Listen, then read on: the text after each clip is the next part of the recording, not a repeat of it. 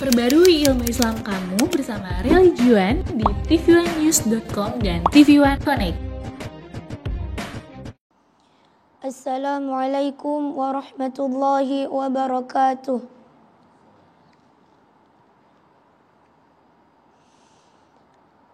A'udzu billahi minasy syaithanir rajim.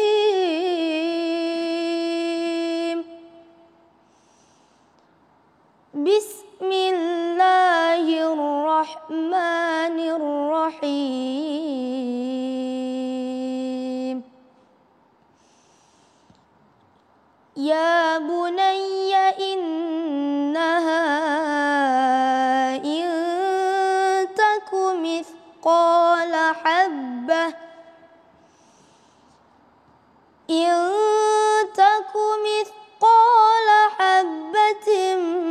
min khardalin fatakun fi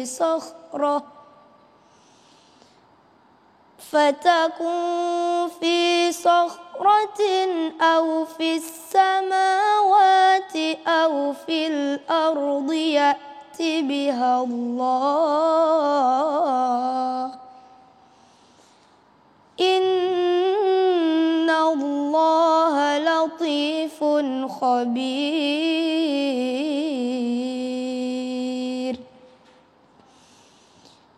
Ya bunayya aqimis salata wa'mur bil ma'rufi wanha 'anil munkar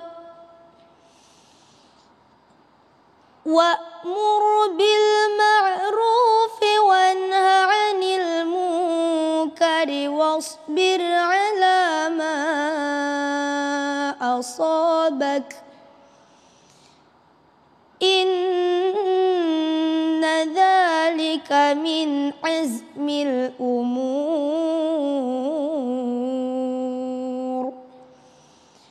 Shadaqallahul azim. Wassalamualaikum warahmatullahi wabarakatuh. Waalaikumsalam warahmatullahi. Bismillahirrahmanirrahim. Assalamualaikum warahmatullahi wabarakatuh. Alhamdulillahirabbil alamin. Allahumma shalli ala sayyidina Muhammad wa ala ali sayyidina Muhammad. Segala puji bagi Allah yang kembali mempertemukan kita dalam majelis ilmu Damai Indonesiaku, dan dengan terpaksa kami kembali hadir dari studio The Convergence Indonesia, kawasan Rasuna Said, epicentrum Jakarta. Memang hingga sampai saat ini wabah Covid masih terus ada di hadapan kita, bahkan grafiknya semakin meninggi, maka dengan terpaksa kami mohon maaf kepada para masjid-masjid yang telah terdaftar atau kami jadwalkan. Untuk saat ini kami tunda terlebih dahulu, insya Allah Allah akan memberikan kemudahan pada episode selanjutnya. Dalam kesempatan kali ini kita akan mengangkat tema yang sangat menarik sekali, yaitu mendidik anak di era digital. Ini adalah satu kasus yang sangat penting sekali kita pelajari di dalam kesempatan ini. Anak-anak kita lahir dalam era digital. Itulah tema yang kita angkat dalam kesempatan kali ini bersama Bunda Yati, kemudian juga ada Umi Maki, dan alhamdulillah telah hadir bersama kita Pantas Santriwati Istana Al-Quran, Sirul Asrol. Assalamualaikum. Dan juga ada beberapa dari jemaah Bunda Yati Priyati. Terima kasih atas kehadirannya di sini. Dan pemirsa, bagi Anda di rumah yang ingin mengajukan pertanyaan berkaitan tema kita, kami undang Anda untuk mengirimkan melalui Instagram di @damai_tv1 dengan hashtag mendidik anak di era digital. Inilah Damai Indonesiaku yang dipersembahkan oleh Sarung Vladimir, tentu sarung kita.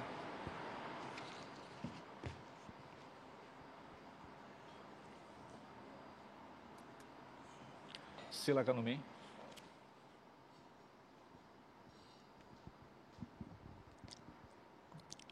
Bismillahirrahmanirrahim. Assalamualaikum warahmatullahi wabarakatuh.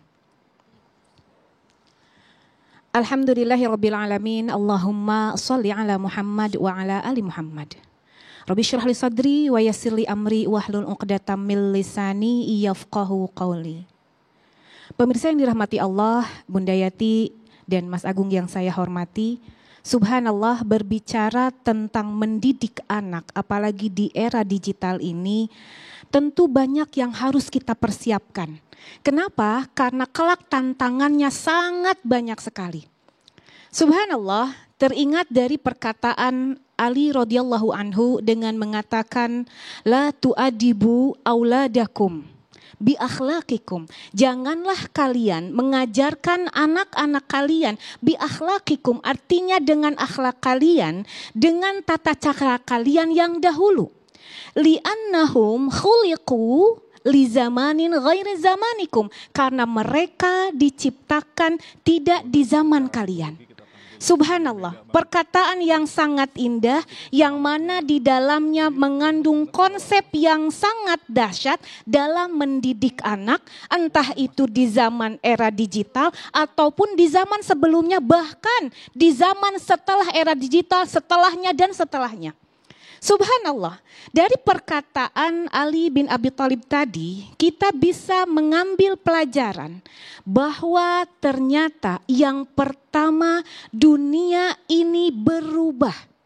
Bahkan di dalam Al-Quran disampaikan, A'udzubillahi minasyaitonirrajim, Bismillahirrahmanirrahim, wa tilkal ayyamu nudawiluha bainan nas. Dunia ini, hari ini terus diputar oleh Allah untuk siapa? Untuk manusia. Berubah dan berubah dan berubah terus. Karena dunia ini berubah, keadaannya tentu berubah, situasinya tentu berubah. Konsep yang akan kita lakukan untuk mengerjakan sesuatu, termasuk mendidik anak pun harus berubah. Usikum wa iyaya nafsi bitaqwallah. Generasi yang sekarang tentunya berbeda dengan generasi kita dulu. Pun sama, generasi yang akan datang tentunya akan berbeda dengan generasi yang sekarang. Dan subhanallah, ternyata kalau kita mempelajari, mengikuti sejarah, bagian sejarah dari Nabi Musa, ternyata generasi sekarang subhanallah, ini adalah hasil didikan dari orang-orang 40 tahun yang lalu. Bagaimana mungkin? Subhanallah, ternyata generasi sekarang hasil didikan dari orang-orang 40 tahun yang lalu.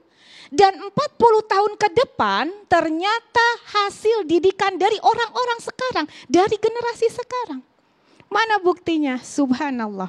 Saya akan menyampaikan bagian dari surat Al-Maidah ayat 26 dari bagian dari kisah Nabi Musa.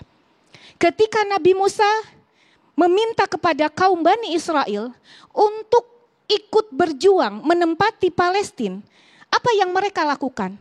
Bani Israel ternyata menolak. Bahkan mereka mengatakan, idhab anta wa rabbuka faqatila inna hahuna qa'idun. Wahai Musa, silahkan kamu pergi bersama Tuhanmu berdua. Biarkan kami di sini menunggu kemenangan, menunggu engkau datang bersama Tuhanmu membawa kemenangan. Subhanallah. Setelah itu ketika Allah mengetahui Bani Israel tidak mau berjuang bersama Nabi Musa, Allah haramkan mereka untuk apa? Menempati Palestina, untuk kemerdekaan Palestina. Sampai kapan? 40 tahun.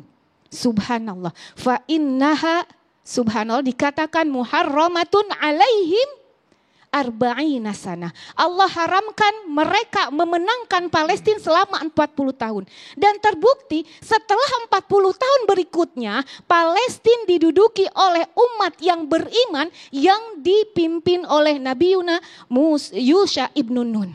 Jadi zaman terus berubah. Setiap 40 tahun kita sekarang tidak bisa mendidik anak-anak kita seperti orang tua kita mendidik anak kita. Maka di athar yang lain, Ali radhiyallahu anhu mengatakan, la, subhanallah, dikatakan la turabbu auladakum kama rabakum abaakum. Faqad khuliqu fi zamanin ghairi zamanikum. Janganlah kalian mendidik anak-anak kalian seperti ayah-ayah kalian. Konsepnya tidak seperti konsep ayah-ayah kalian mendidik kalian karena mereka tidak hidup di zaman kita. Tujuannya sama. Tujuannya sama adalah untuk mengharap ridho Allah. Tapi tentunya jalannya berbeda. Yang penting yang harus kita lihat dalam mendidik anak digital ini, subhanallah, di era ini, satu yang harus kita perhatikan. Apa tujuan kita mendidik anak kita? Apapun itu harus ada tujuannya. Bagaimana mungkin kita melakukan sesuatu tanpa tahu tujuan? Usikum wa iyaya nafsi bitaqwallah. Ketika anak ingin dibentuk menjadi ulama yang jujur, maka dari sekarang dibentuk 40 tahun ke depan akan menjadi ulama insya Allah. Ketika kita ingin mendidik anak kita menjadi tentara yang saleh, yang jujur, maka dibentuk dari sekarang 40 tahun akan menjadi ulama ataupun tentara yang saleh. Jadi tidak usah kebingungan bagaimana dengan digital, dengan handphone. Jangan mau kalah. Jangan bilang, saya mah gaptek, saya mah gak bisa. Bukan saya mah gaptek, tapi apa? Saya mah tidak mau ikut serta mendidik anak-anak di era digital. Jangan menafikan era digital, karena pada hakikatnya anak-anak sekarang hidup di zaman yang ada sekarang. Mudah-mudahan bermanfaat. Assalamualaikum warahmatullahi wabarakatuh. Waalaikumsalam warahmatullahi wabarakatuh. Terima kasih Umi, itulah tadi pemirsa yang dirahmati Allah, sebuah mukadimah yang memberikan kembali kepada kita sebuah nasihat yang sangat penting di mana anak-anak kita terlahir di era digital. Tentu saja berbeda dengan cara mendidik orang tua kita 40 tahun yang lalu. Lantas bagaimanakah menjadi seorang guru pada era digital? Itulah tugas penting dari Bapak dan Ibu atau orang tua yang insya Allah nanti akan disampaikan oleh Bunda Yati. Selepas pesan-pesan berikut ini, tetaplah bersama kami Damai Indonesiaku yang dipersembahkan oleh Sarung Wadimor, tentu sarung kita.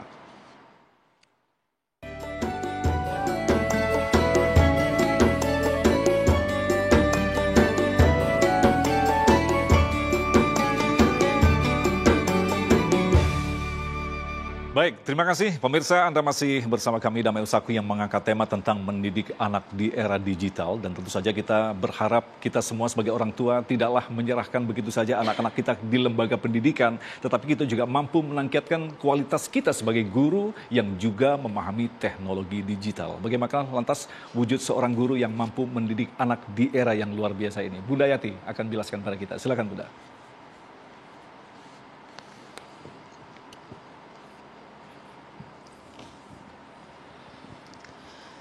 Bismillahirrahmanirrahim. Assalamualaikum warahmatullahi wabarakatuh. Waalaikumsalam. Alhamdulillah. Alhamdulillahilladzi an'ama alaina bi ni'matil iman wal Islam. Asyhadu an la ilaha illallah wa asyhadu anna Muhammadar Rasulullah. Pemirsa, kajian siang yang dirahmati Allah dari Epicentrum TV One, insya Allah ayah bunda semua dalam keadaan sehat walafiat. Di studio kita juga ditemani oleh para wanita-wanita solehah. Dan tentu insya Allah mudah-mudahan tema siang ini menjadi inspirasi yang berharga buat kita semua. Bapak Ibu yang dirahmati Allah Subhanahu wa Ta'ala, punya profesi sebagai orang tua itu bukan pilihan, tetapi adalah sebuah tanggung jawab. Dan setiap proses zaman untuk mendidik putra dan putri kita itu sama sulitnya. Sama, hanya karena zamannya berbeda, tentu cara dan metodenya juga berbeda. Ketika guru kita Umi Maki sudah menyampaikan sebuah statement yang berharga, itu adalah wasiat untuk para orang tua. Bahwa konsekuensi sebagai orang tua adalah tanggung jawab, ini yang ditekankan. Tidak peduli apakah itu era milenial atau era kolonial. Dan tanggung jawab itu kelak akan dipertanggungjawabkan di hadapan Allah Subhanahu wa Ta'ala. Era digital itu bukan opsi tapi konsekuensi. Dan kita sebagai orang tua harus menghadapi itu semua dan tidak bisa lari. Satu persoalan yang dihadapi orang tua adalah dengan status sebagai orang tua merasa telah punya kuasa atas anak-anaknya. Ini kelemahan kita. Bahkan pada satu sisi kita enggan untuk belajar. Padahal salah satu fungsi orang tua di era digital ini adalah bagaimana bisa mengerti dan memahami setiap dunia yang dihadapi oleh anak-anak kita di masa kini. Bapak Ibu yang dirahmati Allah.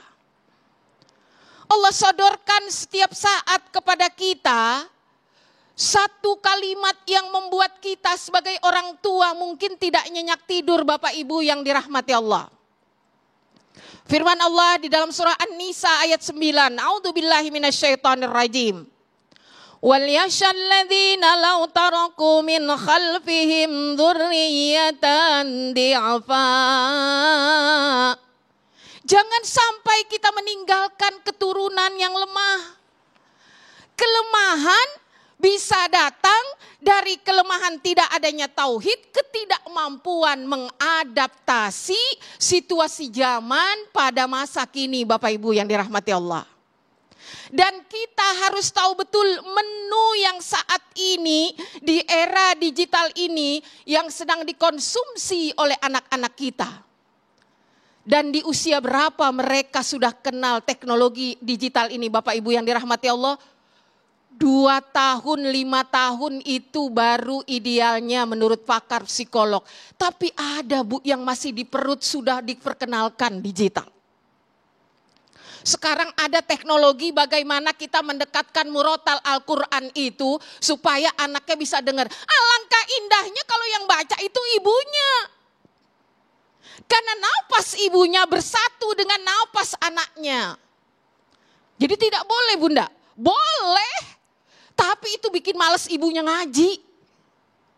Silahkan saja didengarkan, tapi ketika kalam-kalam itu keluar dari lisan ibunya, setiap hentakan nafasnya, maka di sini mulai dididik mereka. Ketika mereka lahir, menyertakan jiwa dan raga kita. Ini ada orang tua nih Bu, Bapak, yang malah lebih nyaman, dianya nyaman, main gadget anaknya nyaman. Jadi bahasa Betawinya mah anteng. Bahasa Umi apa Mi? Anteng ya, sami mawon berarti ya. Anteng, ibunya anteng, anaknya anteng. Sekali lagi melalui media TV One ini, metode pendidikan seperti itu dengan menyodorkan suasana yang anteng melalui anak diberikan gadget adalah metode yang salah. Kalau anak nangis, cepat dia diemnya Bu. Kenapa enggak kalau kita ingat nih Bu, orang Betawi nyak baba, kalau nyak kita Bu, kalau anaknya nangis, diapain buru-buru Bu? Digendong. Digendong, bahkan banyak anak yang tidur di buayan ayunan ibunya sambil dikumandangkan salawat yang indah. Shalli wa sallim da iman ala ahmada. Sekarang enggak Bu. Enggak, anak tidur, tidurnya kurang. Kenapa? Karena main gadget. Ibunya udah yang penting dia tenang. Kalau dia tenang juga kita jadi ikut tenang. Semuanya akan berimbas kepada apa sampai dewasa kepeduliannya tidak ada. Ketidakmampuan orang tua melihat setiap akun yang dikuasai oleh anaknya. Setiap apa aplikasi yang dimiliki anaknya beda dengan aplikasi ibu bapaknya. Alangkah bijaksananya ketika kita berada di dunia mereka sehingga kita bisa memfilterisasi apa yang sebenarnya sedang disuguhkan oleh anak-anak kita. Dan ini bukan perkara yang mudah Bapak Ibu yang dirahmati Allah. Bahwa Allah berikan kemampuan kita sebagai madrasah yang pertama, kurikulum yang utama hadir di hadapan kita. Tuntunannya adalah Al-Quran. Bahwa setiap zaman itu ada tantangannya. Mesti dijalani bukan dihindari. Bukan lari tapi bagaimana kita mencari solusi. Bukan malah kita melepaskan semua tanggung jawab ini kepada benda mati ini. Kitalah yang utama Bapak Ibu yang dirahmati Allah. Dia tidak punya cinta dan kasih sayang. Tapi orang tua cinta dan kasih sayangnya Allah lambangkan dengan namanya yaitu Rahim. Cuma kita yang punya Bu. Bapak-bapak tidak punya. Jadi jangan sampai fungsi digital ini, fungsi gadget ini menarik dan mengambil alih hak kita sebagai seorang ibu. Kalau dia nangis, rangkul, peluk dia Bu. Nanti kalau udah remaja udah ogah-ogahan dipeluk. Iya, karena kita masih punya kesempatan. Berikan cerita-cerita dan kisah sahabiah. Lalu tidak boleh ustazah, anak-anak bagaimana mereka hidup kalau mereka tidak paham teknologi. Betul, tapi ada masanya Bu. Ada jeda waktunya, jangan berlama-lama. Kenalkan dan dampingi, tugas mendampingi, mengontrol, memfilterisasi mana yang baik untuk mereka dan mana yang tidak baik. Bahwa sikap kita ini akan mengantarkan kepada mereka kelak di kemudian hari mereka menjadi orang yang cerdas dalam menyikapi perkembangan teknologi. Dan kita tidak menjadi orang tua yang rugi, Bu. Dia punya masalah nyarinya gadget. Kenapa? Ibunya nggak punya ilmu. Dia sedih nyarinya gadget. Kenapa? Dia nggak bisa bicara sama ibunya. Bahasanya apa? Tenyambung. Loh gimana gak nyambung? Dulu tali kita dengan talinya nyambung di rahim. Kenapa sekarang mesti berpisah? Berkhianat kita kepada Allah Subhanahu wa ta'ala. Lalai kita sebagai orang tua, maka ancaman Allah. Ku anfusakum wa ahlikum nara. Na'udzubillahi min dalik. Nanti kita lanjutkan. Assalamualaikum warahmatullahi wabarakatuh. Waalaikumsalam warahmatullahi wabarakatuh. Luar biasa sekali sebuah nasihat dari Bunda yang memberikan penegasan kepada kita betapa pentingnya kita menyadari ada generasi-generasi yang nanti kelak akan meneruskan kita, yaitu generasi yang terus menyembah Allah, dan itu bukan pekerjaan yang sangat mudah.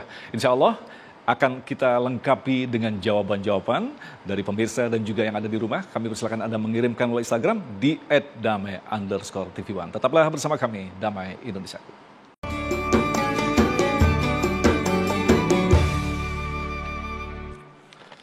Baik, terima kasih pemirsa, Anda masih bersama kami Damai Nusaku yang mengangkat tema tentang bagaimanakah mendidik anak-anak yang kita cintai di era digital. Dan tadi Alhamdulillah kita telah mendapatkan pemaparan yang sangat luar biasa sekali. Mudah-mudahan ini menjadi pemicu bagi kita untuk terus-menerus tanpa pernah lelah mendidik dengan improvisasi-improvisasi, apalagi di era yang terus berubah begitu cepat. Insya Allah tema kita akan dilengkapi dengan tanya jawab yang insya Allah nanti akan dijawab oleh guru-guru kita. Pertanyaan pertama akan disampaikan oleh Umi. Silakan. Umu, tafadhol. Assalamualaikum warahmatullahi wabarakatuh. Waalaikumsalam. Nama saya Umu Thaibah. Saya mau bertanya kepada Ustazah. Setiap ibu pasti menginginkan agar anaknya bahagia dan sukses. Bukan hanya di dunia, mereka juga menginginkan bahagia dan sukses kelak di akhirat. Sementara dengan pendidikan di era digital sekarang, dan bahkan ditambah setahun lebih proses pembelajaran secara daring, membuat saya khususnya sangat khawatir dengan berbagai efek negatif dari pendidikan di era digital ini. Di antaranya sulitnya memastikan anak aman dari berbagai informasi yang tidak baik dan tontonan yang tidak mendidik. Ya, mohon pencerahannya dan tipsnya buat kami para ibu dalam menyikapi hal tersebut. Kami tidak ingin akhlak-akhlak daripada anak-anak kami menjauh dari ajaran Rasulullah SAW. Terima kasih Ustazah. Wassalamualaikum warahmatullahi wabarakatuh. Waalaikumsalam warahmatullahi wabarakatuh. Pertanyaan yang luar biasa sekali Umu Thaibah yang juga mewakili apa yang terjadi di hadapan kita, di rumah kita, dan kita hidup bersama mereka setiap hari. Dan insya Allah pertanyaan ini nanti akan dijawab berdua saling melengkapi. Silakan dimulai dari Umi terlebih dahulu. Ya, Bismillahirrahmanirrahim. Ini benar-benar permasalahan kita semua ya. Kadang-kadang saya juga suka nanya sama orang sebetulnya. Tapi ya subhanallah saling berbagi, saling menasehati ya subhanallah. Ketika dihadapkan dengan kondisi seperti ini di era digital yang mana semuanya tidak akan bisa lepas dari yang namanya gadget. Ya, apalagi sekarang belajar pun harus dengan gadget. Kalau dulu sebelum gadget kita bisa kasih waktu jam sekian sampai jam sekian. Nah, yang harus kita terapkan bismillah di awal ketika dihadapkan dengan permasalahan seperti ini, coba kasih konsep bahwa gadget yang dimiliki oleh anak-anak itu yang dipegang oleh anak-anak itu bukan menjadi hak milik, tetapi hak guna pakai. Artinya ketika gadget ini menjadi hak guna pakai, kapanpun kita berhak mengambilnya. Karena ketika anak ini merasa memiliki gadget, saat kita memberikan peraturan A, B, C, mereka akan bilang, "Ma, ini kan hak saya." Tapi kalau dikatakan ini ada guna, ini sebagai hak guna pakai. Berikan waktu, kasih waktu dari jam berapa sampai jam berapa. Nah yang keliru kepada diri kita itu kadang-kadang kita selalu mengatakan, "Nak, jangan lama-lama main handphone." Dan punten usikum wa ya nafsi bitaqwallah. Menurut ilmu ilmiah saya didapatkan dari beberapa ulama mengatakan kalimat jangan itu untuk otak diterimanya pakai. Boleh. Kalau dikatakan nak jangan lama-lama ya main handphonenya, berarti yang diterima oleh anak harus lama. Ketika anak sudah mulai main handphone di luar jam daring tentunya, di luar jam belajar, sudah mulai karena kita katakan tadi hak guna pakai, bukan hak milik, kamu mau main handphone dari jam berapa sampai jam berapa? Berapa lama kamu mau main? Taruhlah misalnya anak bingung sekian jam, oke mama maunya jam berapa? Kita harus tegas, oke paling banyak 2 jam. Nah ketika 2 jam artinya sekarang taruhlah kita kasih, sekarang jam 10 kita kasih, saya langsung ngasih tahu sama anak, nak jam 2 jam tapi 15 menit sebelum 2 jam mama akan kasih peringatan. Nah yang keliru kadang-kadang begitu 2 jam, saat 2 jam, nah udah 2 jam loh, kamu gimana sih nggak ngikutin peraturan udah 2 jam. Anak-anak nggak bisa, punten kadang-kadang usikum wa iya ya nafsi bitaqwallah. Kadang-kadang ketika main game, nggak bisa begitu, sudah berhenti langsung selesai. Betul. Bahkan kalau zaman sekarang kan ada namanya mabar ya, subhanallah. Anak saya laki semua ya, ini benar-benar sangat menantang. Mabar itu main bareng Bunda. Main bareng. Dan ada dikatakan nggak enak Umi gitu kan, kalau kita mabar ujuk-ujuk keluar nanti aku dibilangin pecundang, loser. Jadi harus izin dulu, ya subhanallah. Ini harus kita hormati, berarti kita harus ada komunikasi. Oke, 15 menit sebelum waktu main gadget selesai, harus ada peringatan. Itu yang pertama. Kemudian yang kedua, jangan pernah lengah untuk memberikan sekarang tuh banyak kan aplikasi untuk memprotek gadget itu. Itu jangan sampai lengah. Itu yang kedua. Kemudian yang ketiga, usikum wa iya ya nafsi bitaqwallah, ajak anak untuk terbuka, untuk percaya sama kita sehingga sampai password handphonenya pun diberikan kepada kita. Ini yang kadang-kadang berat untuk kita.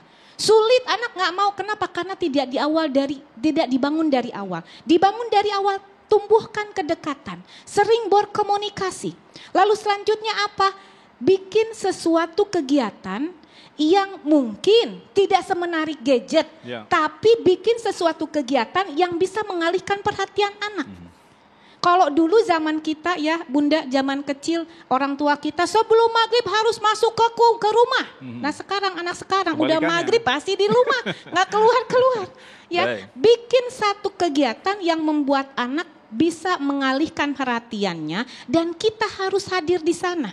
Nah kadang-kadang kita mengalihkan perhatian tapi kita pun ya tadi balik lagi. Kita seperti yang disampaikan oleh Bunda, kita suruh anak begini tapi kita masih megang handphone. Alasannya apa? Tunggu mama lagi jualan nanggung. Lah anak juga bisa bilang tunggu saya lagi mabar, bisa begitu. Jadi usikum wa iya ya nafsi bitaqwallah, jaga dengan berbagai macam aplikasi proteksi aplikasi dan jangan lupa titipkan semuanya sama Allah.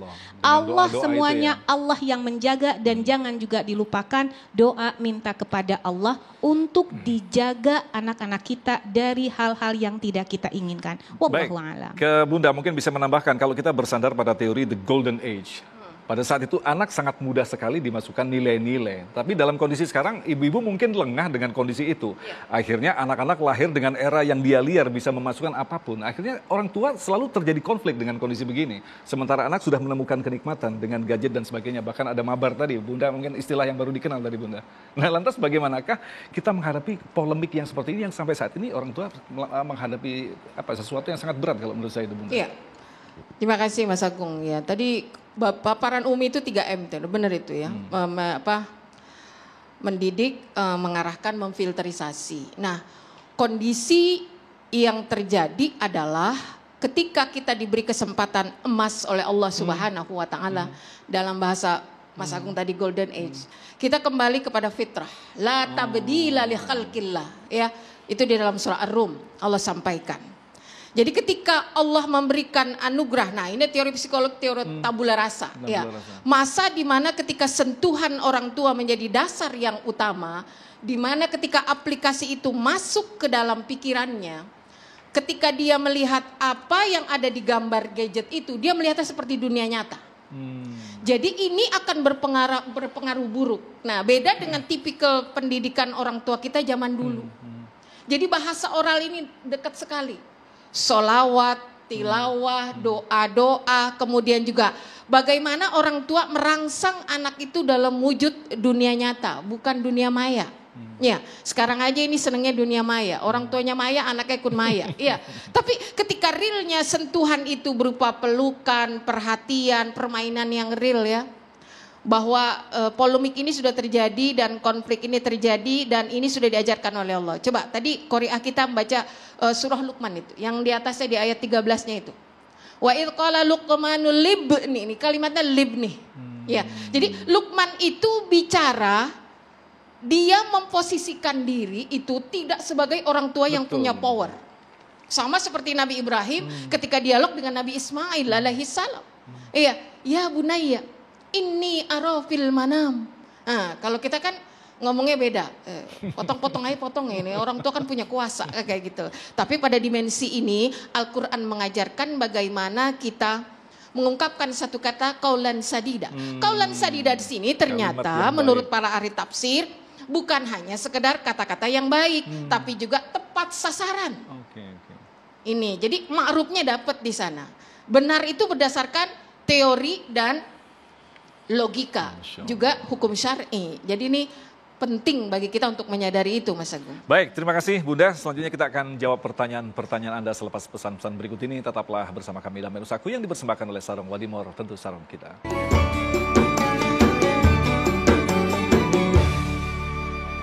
Baik, terima kasih pemirsa, Anda masih bersama kami dan Nusaku yang mengangkat tema tentang mendidik anak di era digital. Pertanyaan berikut akan disampaikan oleh Diva, silakan.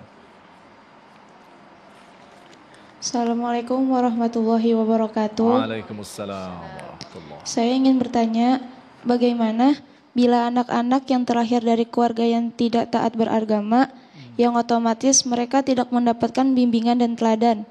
Bagaimana sang anak buat tetap mendapatkan kekuatan iman dan Islamnya, apalagi di era tinggal seperti ini? Sekian, terima kasih. Assalamualaikum warahmatullahi wabarakatuh. Waalaikumsalam warahmatullahi wabarakatuh. Silakan, Bunda. Iya, baik. Manusia Allah hadirkan ke dunia ini laqad khalaqnal insana fi ahsani taqwim. Dalam wujud yang sempurna. Itu makanya Allah menggunakan dhamir na. Karena ketika Allah sebagai sang pencipta, ada keterlibatan yang lain. Allah yang menciptakan, Allah yang membentuk hatinya, Allah yang meniupkan ruhnya, kemudian orang tua. Sebagai wasilah utama dan pertama. Jadi ketika ada anak yang tidak memperoleh ilmu agama, pendidikan tauhid dari orang tuanya, apakah ini salah orang tuanya? Ataukah kita bisa berkata ini takdir dari sang anak? Jika kita melihat dan melengok kepada kisah Nabi Ibrahim alaihi salam, bagaimana seorang anak mengkritik orang tuanya, bahwa sang ayah menyembah sesuatu yang tidak bisa mendengar, yang tidak bisa melihat, dan yang tidak mampu melakukan apa-apa untuknya. Jadi cahaya iman itu hadir dari mana? Dari nilai fitrah yang Allah berikan. Maka ada dua prinsip lagi ketika kita mengarah kepada pendidikan psikologi, yaitu prinsip dasar dan ajar. Dasar itu adalah fitrah yang Allah berikan tadi, yang di dalam surah Ar-Rum tadi, fitratallahi allati fataran nasa 'alaiha la tabdila li khalqillah. Kemudian di sini ada faktor ajar. Ajar di sini adalah maknanya pendidikan. Pelopor utama orang tua, setelah dia sekolah, guru di sekolah, setelah dia kemudian baca buku, adalah proyek para tokoh yang ngarang buku itu. Nah, maka ini mempengaruhi juga pikiran anak-anak kita. Bagaimana caranya? Maka ada keterlibatan pihak lain. Dan yang paling pertama sekali akan diminta pertanggungjawaban dalam hal ini adalah tentu orang tua. Orang tua berarti abai dengan amanah yang diberikan. Maka tepatlah ancaman Allah untuk konsep pengabaian ini. Orang tua masuk kategori diberi amanah tapi abai, sehingga akhirnya anak ini menjadi fitnah. Ya, harta dan anak-anak itu menjadi fitnah ketika tidak dapat memberikan nilai-nilai tauhid. Yang kedua, jika nilai tauhid itu tidak diperoleh seorang anak atas dasar pendidikan orang tuanya, Kemungkinan yang kedua, anak akan menjadi musuh.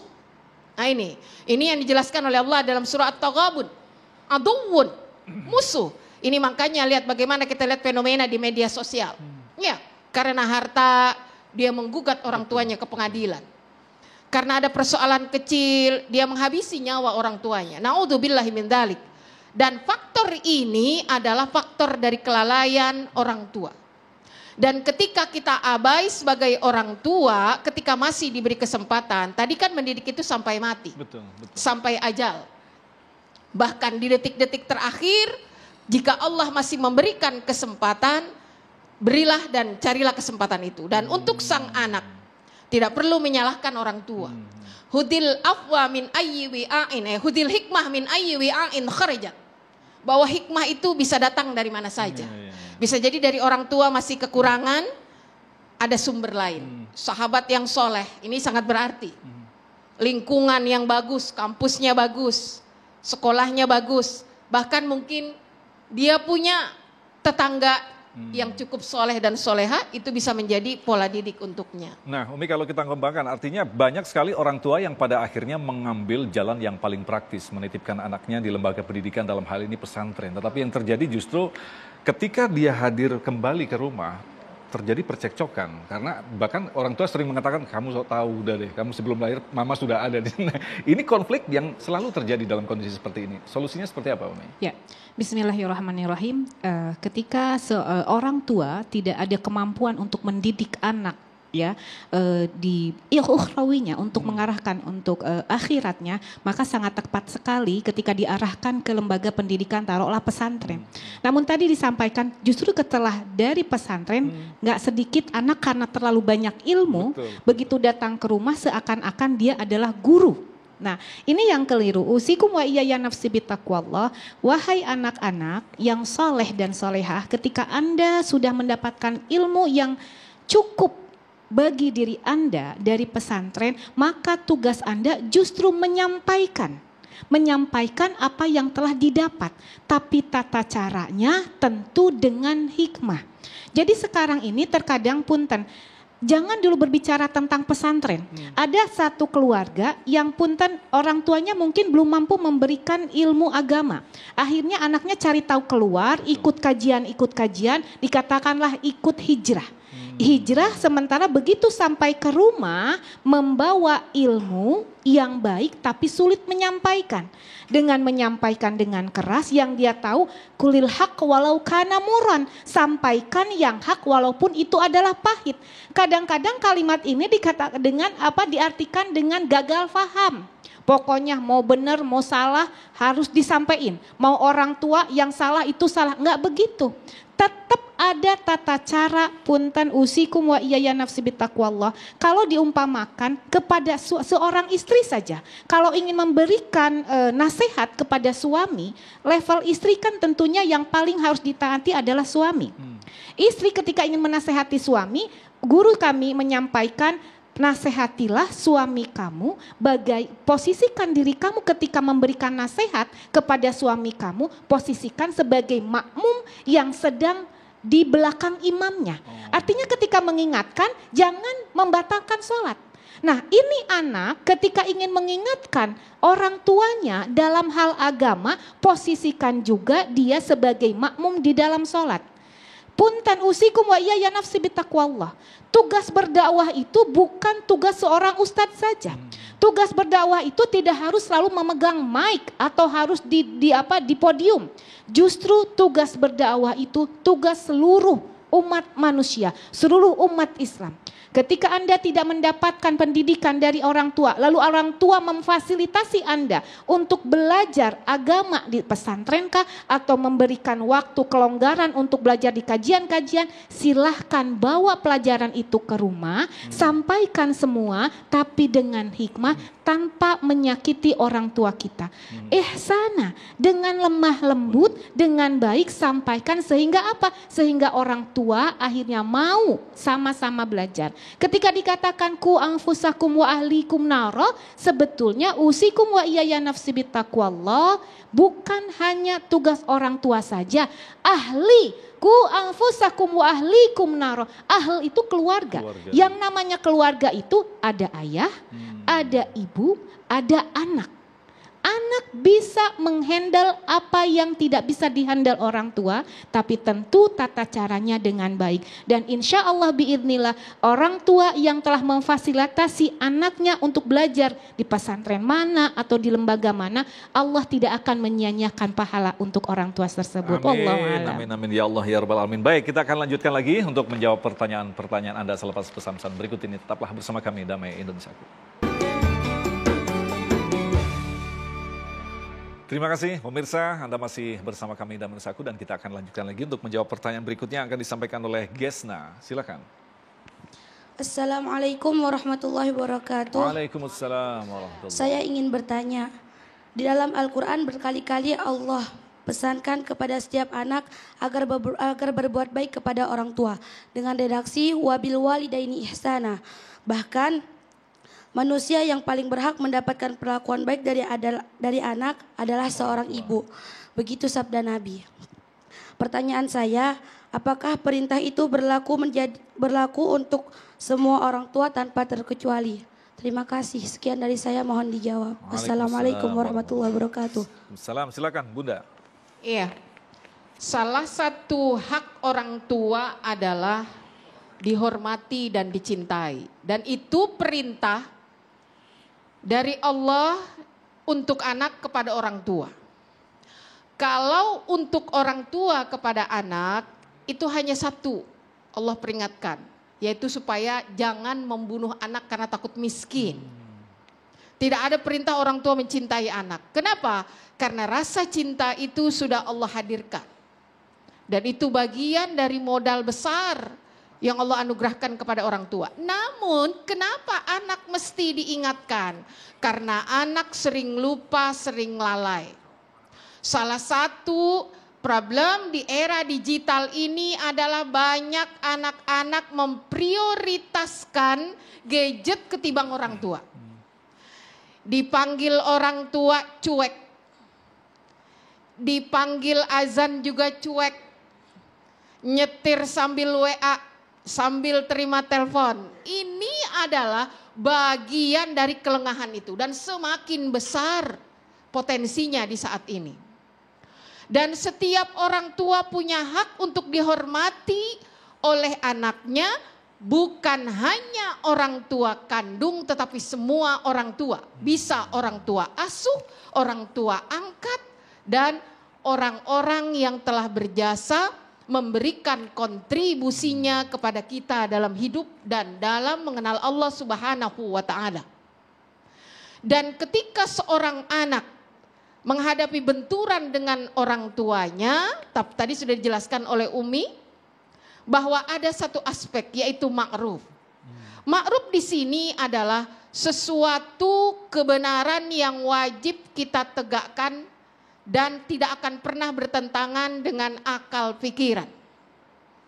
Jadi perintah ini lebih spesifik lagi bagi seorang ibu. Apakah ada pengabaian untuk ayah? Tidak.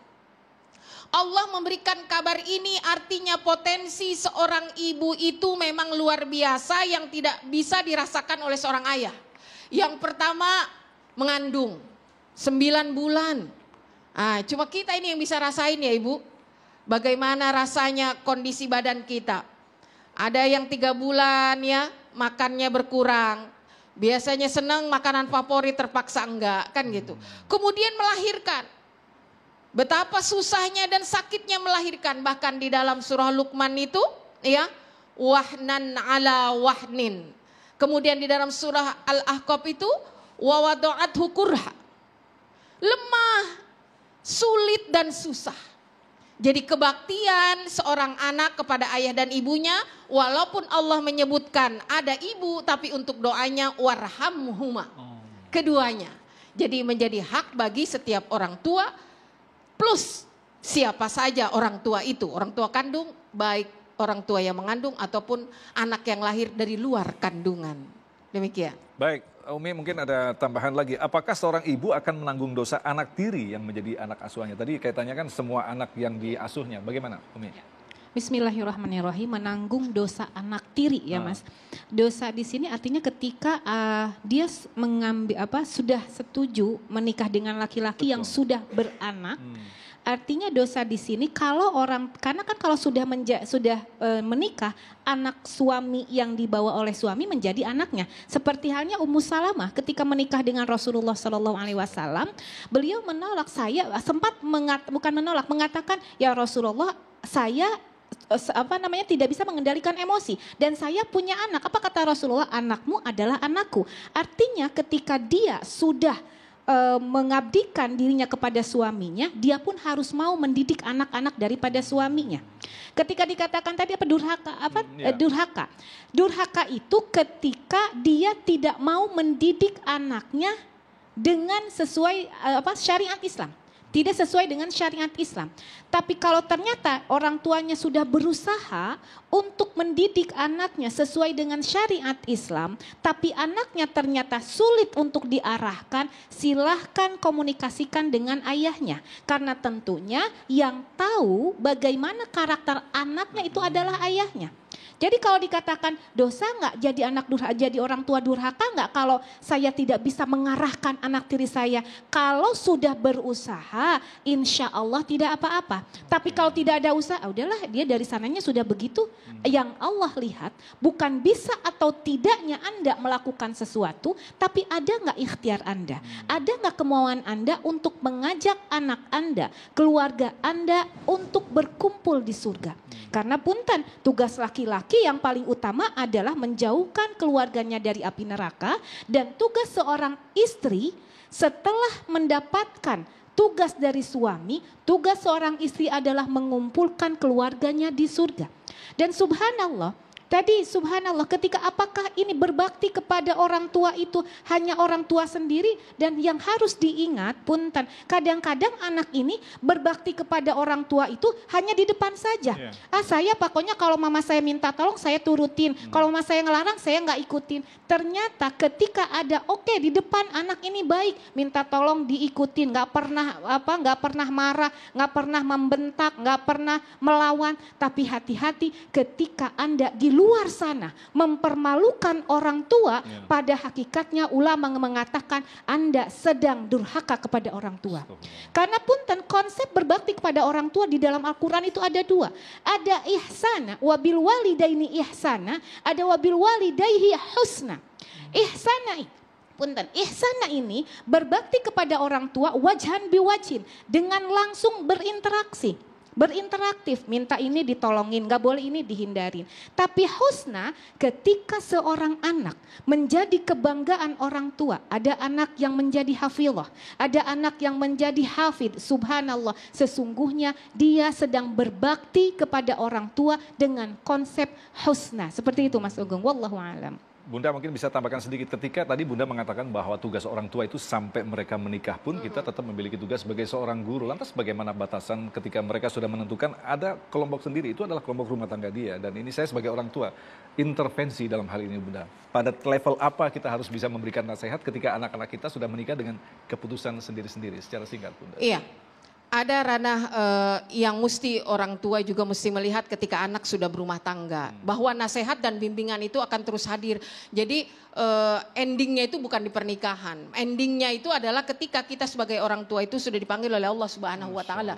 Dalam wujud nanti pertanggungjawaban di akhir. Jadi ketika sudah memiliki pasangan pun dan ternyata pasangannya, inti yang harus orang tua turun tangan itu adalah tauhidullah. Kalau masih urusan dunia, wa antum a'lamu bi umurid dunyakum, silakan. Bukan hanya bukan kalau soal naruh lukisan itu silakan bagaimana mereka berdua. Ya, tapi ketika ada tauhid yang menyimpang dan berpasangan itu tidak menyebabkan iman mereka tumbuh sebagaimana harapan orang tua, maka disinilah tugas orang tua. Dan inilah jawaban yang kita tunggu. Ya, bahkan Allah Subhanahu wa Ta'ala memerintahkan kepada kita melalui kisah Nabi Ibrahim alaihi salam bagaimana untuk ganti palang pintu. Masih ingat Mas Agung ya?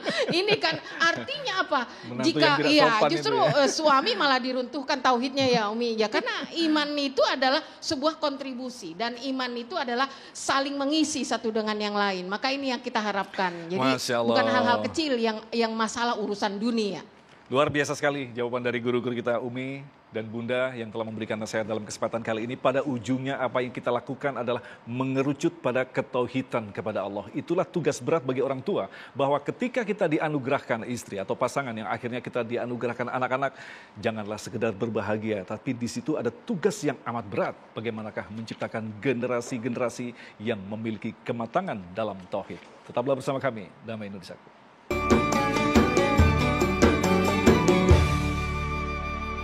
Demikian pemirsa yang dirahmati Allah, Damai Indonesiaku untuk hari ini, dan sekali lagi terima kasih pada Umi dan Bunda yang telah memberikan nasihat yang sangat luar biasa sekali. Insya Allah besok di Ahad 27 Juni kami akan menghadirkan guru kita Ustadz Fikri Haikal MZ dan Habib Nabil Al-Musawa. Akhirnya Agung Zulhaq dan kerabat kerja Damai Indonesiaku serta pendukung acara ini Sarung Wadi Maur Tentu Sarung kita mengucapkan terima kasih atas perhatian Anda. Sampai jumpa besok. Assalamualaikum warahmatullahi wabarakatuh.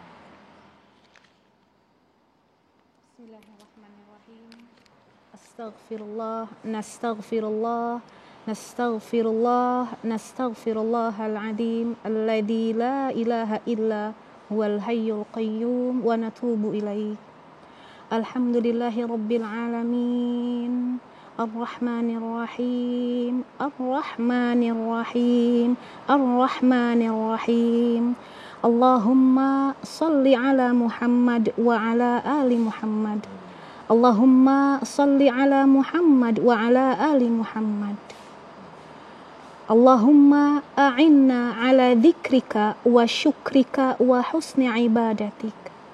Allahumma la tada' lana dhanban illa ghafartah, wa la hamman illa farajtah, wa la dainan illa qadaitah, wa la aiban illa satartah. Rabbana hablana minas salihin, Rabbana hablana minas salihin, Rabbana hablana minas salihin. Ya Allah, ya Rahman, ya Rahim, terima kasih atas segala nikmat yang telah Kau berikan kepada kami. Ya Allah, ya Rahman, ya Rahim, maafkan kami sebagai orang tua jika selama ini kami lalai mengingatkan kepada anak-anak-Mu, anak-anak kami untuk mencintai-Mu. Ya Allah, ya Rahman, ya Rahim, maafkan kami jika kami sebagai orang tua lalai mendidik anak-anak kami untuk mencintai syariat-Mu. Ya Allah, ya Rahman, ya Rahim, hadiahkanlah kepada kami anak-anak yang saleh, anak-anak yang salihah, lil muttaqina imama. Ya Allah, ya Rahman, ya Rahim, hadiahkanlah kepada kami generasi-generasi Qur'ani, ya Allah. Ya Allah, ya Rahman, ya Rahim, jadikanlah generasi pemuda kami bagaikan Nabi Yusuf alaihi salam yang senantiasa menjaga kehormatannya. Ya Allah, ya Rahman, ya Rahim, hadiahkanlah kepada kami generasi pemudi kami bagaikan Siti Maryam yang menjaga kesuciannya, yang senantiasa menjaga kehormatannya. Ya Allah, ya Rahman, ya Rahim, hadiahkanlah kepada kami generasi pemuda dan pemudinya yang mencintai negaranya, yang mencintai semua saudara-saudaranya, terutama mencintai orang tuanya sebagai orang yang selalu mencintai mereka. Ya Allah, ya Rahman, ya Rahim, siapapun yang mengaminkan doa kami ini, jika dia seorang anak, jadikanlah dia sebagai qurrata a'yun bagi orang tuanya. Ya Allah, ya Rahman, ya Rahim, jika dia seorang orang tua, siapapun yang mengaminkan doa kami ini, berikanlah keturunan-keturunannya, keturunan yang sukses dunia akhirat, yang mampu mengumpulkan mereka di surgamu. Akhiru da'watuna Rabbana hablana min azwajina wa dhurriyyatina qurrata a'yun waj'alna lil muttaqina imama. Rabbana atina fid dunya hasanah wa fil akhirati hasanah wa qina adzabannar walhamdulillahi rabbil alamin.